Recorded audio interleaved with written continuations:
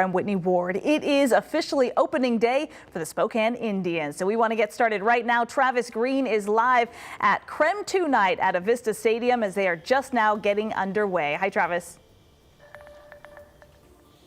Hey, Whitney, a beautiful day across America. Opening day for Major League Baseball yesterday, and then a handful of teams like the Mariners playing today. Today, for minor league baseball, it's the Spokane Indians. I'll step aside for a quick second here, show you guys in the background, of course, taking batting practice ahead of tonight's game. And here's a little interesting fact.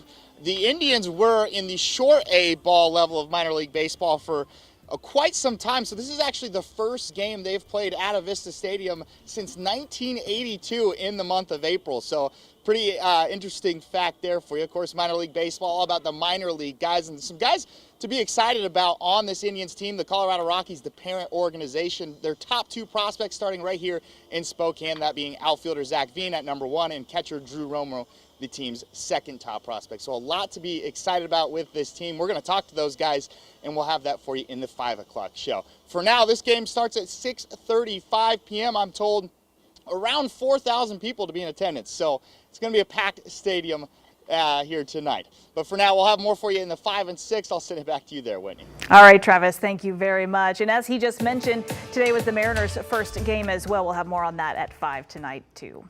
In the meantime, the national bus driver shortage has Spokane Public Schools now considering changes to its entire transportation system. And the district wants to hear from you, students, parents, and staff. Creme 2's Janelle Finch is joining us here in the studio tonight to share some of the comments and thoughts of the SPS community so far. Hi, Janelle. Hi, Whitney. Back at its March 23rd special board meeting, SPS introduced potential short and long-term changes to its transportation system. Some of those changes include increasing walk zone boundaries and reducing the number of neighborhood stops. Since sharing a thought exchange on social media Wednesday, the survey has more than 250 comments.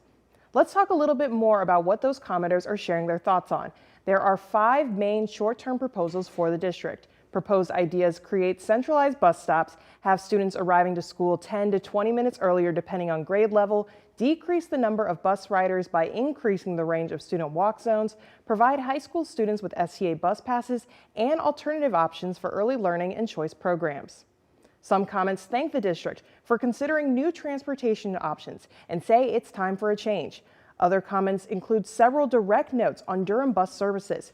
One saying in part, Durham needs to give more notice for late arrivals or no drivers. Another comment from a single mom says the bus service is hard to trust and notes her student has had to walk back home after his bus never showed. One of the board's long-term recommendations does include evaluating its contract with Durham Bus Services. That contract expires at the end of the 2022-2023 school year. Other recommendations explore an in-depth partnership with STA and possibly moving transportation to partially or fully in-house with cooperation from other district areas. According to SPS, total student enrollment is over 29,000. An average of 35% of those students do ride the bus. The survey is still open on SPS's social medias. The board will meet next Wednesday. In the studio, Janelle Finch, Creme 2 News. All right, Janelle, thank you very much. And as spring break travel hits its peak, flight cancellations continue to frustrate a lot of travelers. Spokane Airport seems to be avoiding most of the effects for now. We have been monitoring flights. We've just seen a couple of delays that lasted no more than about 30 minutes, but 34 flights were canceled at SeaTac Airport today, 27 of which were with Alaska Airlines. Now, officials with Alaska apologized today after canceling hundreds of flights nationwide due to an ongoing pilot shortage. The airline says more than 10,000 pilots left the airline industry during the pandemic, and now training delays mean there are 63 fewer pilots to fly in April than the carrier had planned for back in January. Today, the airline announced it is reducing about 2% of its total flights through the end of June to match the current pilot capacity. Just last week, Alaska pilots held an informational picket up and down the West Coast to try and inform the public about the ongoing contract negotiations. The airline and the pilots union have not been able to reach a contract agreement for the last 3 years. And when we continue to talk about travel, looking at the area passes tonight. Snoqualmie is expected to get as much as a foot of snow this weekend. WSDOT East tweeted out a graphic just to help you at least plan for travel if you are going in that direction. The Cascade Pass is expecting moderate snow. Central Washington is expected to be dry and windy, though, with patchy blowing dust. North Idaho will be cloudy and breezy with showers.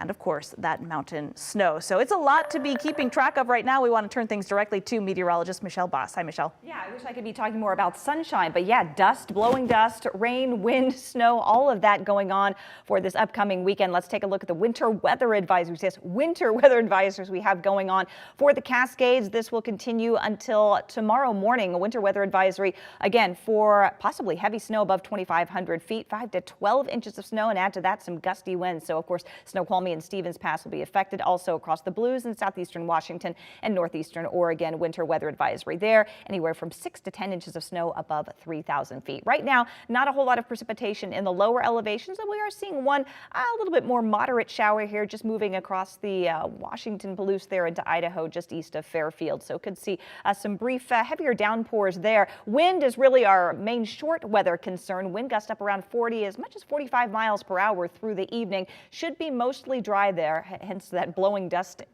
issue in central Washington. Temperature-wise, mild right now in the 50s and 60s, but unfortunately we are saying goodbye to the mild temperatures. Here's a look at the trend over the next 7 days. It certainly will not feel like spring through this weekend into next week. So temperatures heading down to the 40s this evening, bottoming out in the 30s. We're looking at a pretty chilly weekend with rain even mixed in with a little snow, highs in the 40s. Not quite ready to put the coat away just yet, Michelle. Thank you very much. Coming up tonight, we've got a story that truly defines the inland Northwest. It has changed my outlook on life. I look at trees in a different way. I look at down branches a different way. How one local man decided to help veterans transition to the next phase in their lives.